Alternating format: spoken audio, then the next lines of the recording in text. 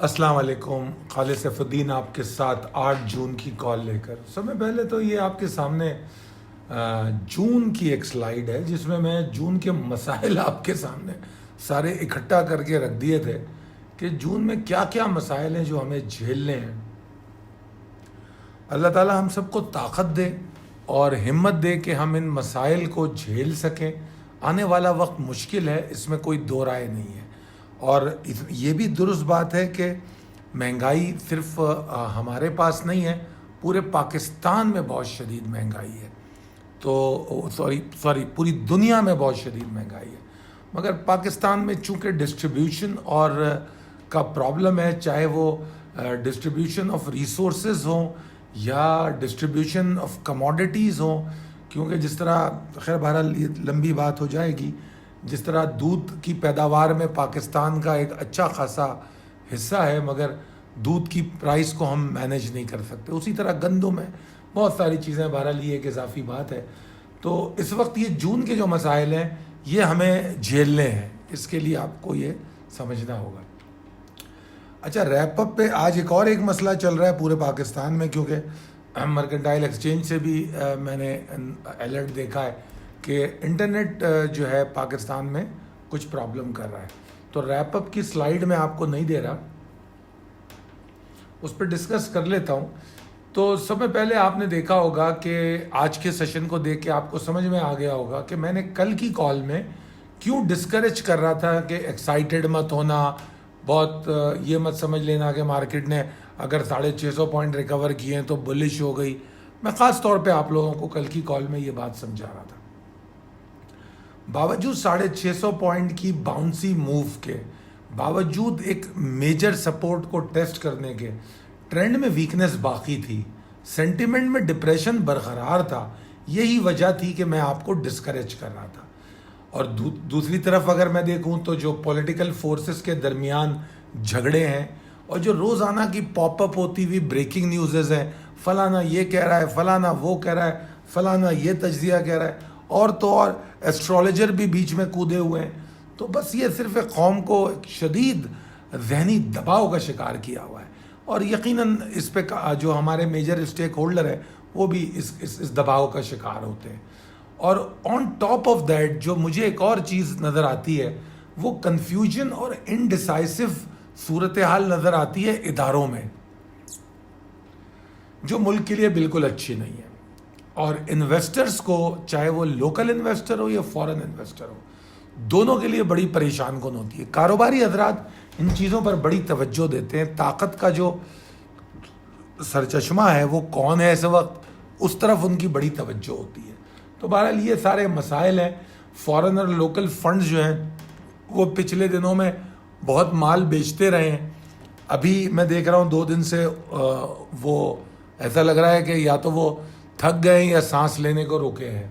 جبکہ local investor جو کہ کنٹینیو بائنگ کر رہے تھے، اب لوکل انویسٹر بھی مال بیچنے لگے ہیں. ان تمام حالات کو سمجھنے کے بعد ہی میں نے یہ پاکستان مرکنٹائل ایکسچینج کے حوالے سے آپ لوگوں کو بارہا سمجھایا تھا کہ کچھ تھوڑا بہت ایکسپوجر اپنا یہاں رکھیں، تاکہ ایٹ لیسٹ جو لوگ اپنی دال روٹی اس سے چلانے کی کوشش کرتے ہیں ٹریڈنگ سے، جن کی ڈیلی ریونیو جو جنریٹ کرتے ہیں، ایٹ لیسٹ ان کو اس کا کوئی فائدہ مل سکے. کیونکہ نواز شریف، عمران خان، زرداری، ادارے، عدالتیں، اسٹیبلشمنٹ، ان سب کا مسئلہ جو ہے، مطلب یہ سارے مل کر بھی کروڈ آئل، گولڈ یا انٹرنیشنل مارکیٹ پر تو اثر انداز ہوتے نہیں.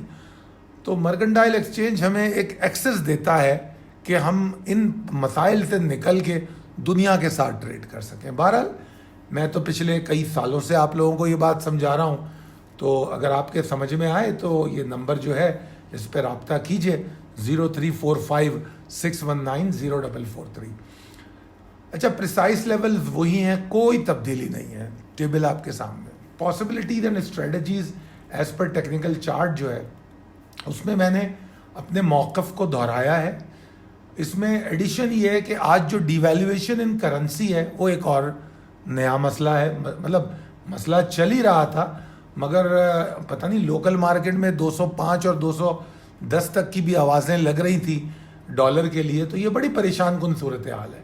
پھر آج 25 روپے فیول پہ اضافہ ہوا ہے تو 237 روپے لیٹر پیٹرول ہو گیا ہے.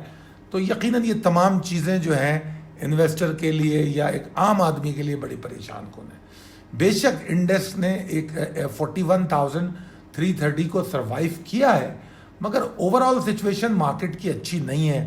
گرتے ہوئے volume, depress sentiment stakeholder کے، یہ تمام چیزیں لیک لسٹر بیہیویئر پہ پوائنٹ کرتی ہیں کہ مارکیٹ جو ہے لیک لسٹر بیہیویئر شو کر سکتی ہے.